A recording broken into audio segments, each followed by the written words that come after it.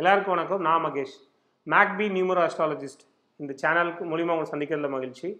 So சிலருக்கு மட்டுமே தெரிஞ்ச பல விஷயங்களை பற்றி பார்க்க போகிறோம். லைஃப் லெசன்ஸ் இந்த சேனல்லேருந்து நம்ம எடுத்துக்க போகிறோம். அது நிச்சயமாக உங்களுக்கு பயனுள்ளதாக இருக்கும்னு நம்புகிறேன். The greatest gift one can give to others is their time.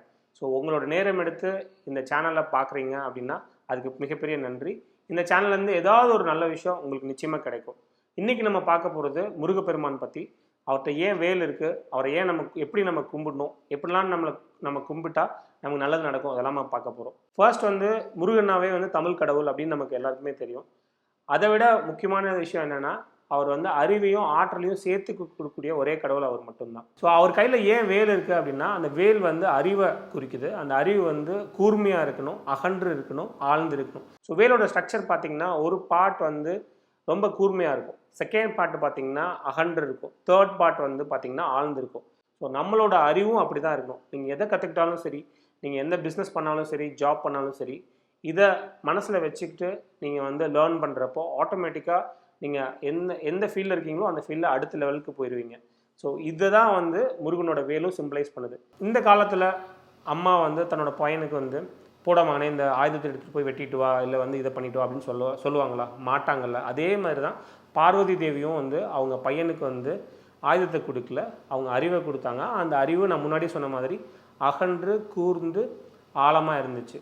So அவருக்கு ஒரு பிரச்சனை அப்படின்னு வர்றப்போ அந்த அறிவு ஆயுதமாக மாறுச்சு. ஸோ உங்களோட அறிவும் உங்களோட பிஸ்னஸ் டெவலப்மெண்ட்டுக்கு ஹெல்ப் பண்ணும். அதே மாதிரி உங்களுக்கு ஏதாவது பிரச்சனை இல்லை தேவைங்கிறப்ப அது ஆயுதமாகவும் பயன்படணும். ஸோ இதை மனசில் வச்சுட்டு நீங்கள் நாலேஜ் எந்த ஃபீல்டில் இருந்தாலும் அந்த நாலேஜ் நீங்கள் கெயின் பண்ண பாருங்கள்.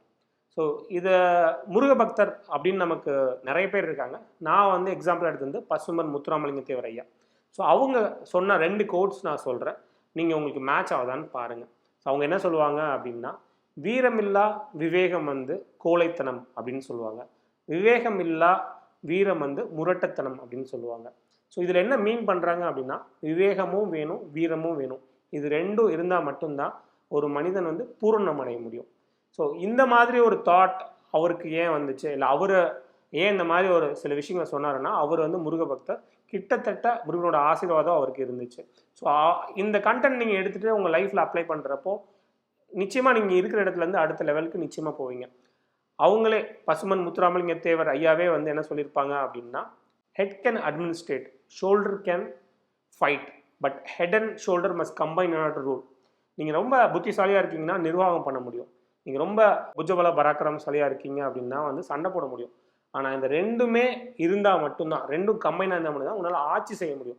ஸோ நீங்கள் உங்களோட பிஸ்னஸாக இருக்கட்டும், இல்லைனா ஜாபாக இருக்கட்டும், எங்கேனாலும் நீங்கள் ஆட்சி செய்யணும்னா உங்களுக்கு உடல் வலிமையும் வேணும், அறிவாற்றலும் வேணும். ஸோ இது 2யும் ஈஸியாக கொடுக்கக்கூடிய ஒரே கடவுள் முருகப்பெருமான். அவர்கிட்ட நீங்கள் போய் வேண்டுறப்போ உங்களுக்கு எப்படி உங்களோட அறிவும் ஆற்றலும் ஹெல்ப் பண்ணுதோ அதே மாதிரி எனக்கும் நீங்கள் ப்ளஸ் பண்ணுங்கன்னு நீங்கள் கேட்கலாம்.